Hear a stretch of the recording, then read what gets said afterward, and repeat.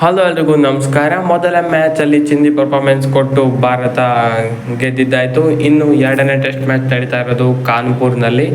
So ಕಾನ್ಪುರ್ನಲ್ಲಿ ಎರಡನೇ test ಆಡೋದಕ್ಕೆ ಹೋಗ್ತಾ ಇದ್ದಾರೆ ಇಂಡಿಯಾ ಮತ್ತು ಬಾಂಗ್ಲಾದೇಶ. ಈ ಮ್ಯಾಚ್ ನಡೀತಾ ಇರೋದು 27 ಶುಕ್ರವಾರದಿಂದ ಈ ಮ್ಯಾಚು ನಡೀತಾ ಇದೆ. ಸೊ ಈ ಮ್ಯಾಚ್ಗಾಗಿ ಸಾಕಷ್ಟು ತಯಾರಿಗಳು ಇನ್ನು ನಡೆಯಲಿಕ್ಕಿದೆ. ಹಾಗೆಯೇ ಇನ್ನೂ ಕೂಡ 2-3 ದಿನ ಗ್ಯಾಪ್ ಇದೆ. ಸೊ ಈ ಮ್ಯಾಚು ಕೂಡ ಸೇಮ್ ಸ್ಕ್ವಾಡನ್ನು ಅನೌನ್ಸ್ ಮಾಡಿದ್ದಾರೆ. ಮೊದಲ ಟೆಸ್ಟ್ಗೆ ಹೇಗೆ ಸ್ಕ್ವಾಡ್ ಇತ್ತೋ ಈಗೂ ಕೂಡ ಅದೇ ರೀತಿಯ ಸ್ಕ್ವಾಡನ್ನು ಬಿಟ್ಟಿದ್ದಾರೆ ಭಾರತ ತಂಡದಲ್ಲಿ. ನೆಕ್ಸ್ಟು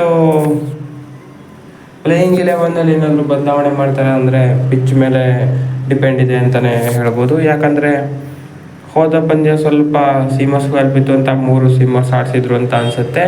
ಈ ಮ್ಯಾಚ್ ಏನಾದರೂ ಫುಲ್ ಸ್ಪಿನ್ ಫ್ರೆಂಡ್ಲಿ ವಿಕೆಟ್ ಆಗಿದ್ದರೆ ಒಂದು ಬದಲಾವಣೆ ಮಾಡ್ಬೋದು. ಆಕಾಶ್ದೀಪ್ ಅವರ ಬದಲು ಕುಲ್ದೀಪ್ ಯಾದವ್ ಅವರನ್ನು ಅಥವಾ ಅಕ್ಷರ್ ಪಟೇಲ್ ಅವರನ್ನು ಕರ್ಕೊಂಡು ಬರ್ಬೋದು ಅಂತ ಅನಿಸುತ್ತೆ. ಚೇಂಜ್ ಮಾಡಿದ್ದಲ್ಲಿ ಇದೊಂದೇ ಚೇಂಜನ್ನು ಮಾಡ್ಬೋದು. ಇಲ್ಲಾಂದರೆ ಬಾಕಿ ಸ್ಕ್ವಾಡ್ ಎಲ್ಲ ಸೇಮ್ ಇರ್ಬೋದು. ರೋಹಿತ್ ಶರ್ಮಾ, ಯಶಸ್ವಿ ಜೈಸ್ವಾಲ್, ಶುಭ್ಮನ್ ಗಿಲ್, ವಿರಾಟ್ ಕೊಹ್ಲಿ, KL ರಾಹುಲ್, ರಿಷಬ್ ಪಂತ್, ರವೀಂದ್ರ ಜಡೇಜಾ, ರವಿಚಂದ್ರನ್ ಅಶ್ವಿನ್, ಬುಮ್ರಾ, ಸಿರಾಜ್ ಸೇಮ್ ಇರ್ಬೋದು ಅಂತ ಅನಿಸುತ್ತೆ. ಮುಂದಿನ ಟೆಸ್ಟ್ಗೂ ಕೂಡ ಬದಲಾದರೆ ಆಕಾಶ್ದೀಪ್ ಅವರ ಪ್ಲೇಸ್ಗೆ ಅಥವಾ ಸಿರಾಜ್ ಅವ್ರ ಪ್ಲೇಸ್ಗೆ ಬರ್ಬೋದು. ಒಂದು ಸ್ಪೇಸ್ಗೆ ಒಂದು ಸ್ಪಿನ್ನರ್ನ ತರ್ಬೋದು ಅಂತ ಅನಿಸುತ್ತೆ. ಅಂದರೆ ಸ್ಪಿನ್ನಿಂಗ್ ವಿಕೆಟ್ ಇದ್ದರೆ ಮಾತ್ರ.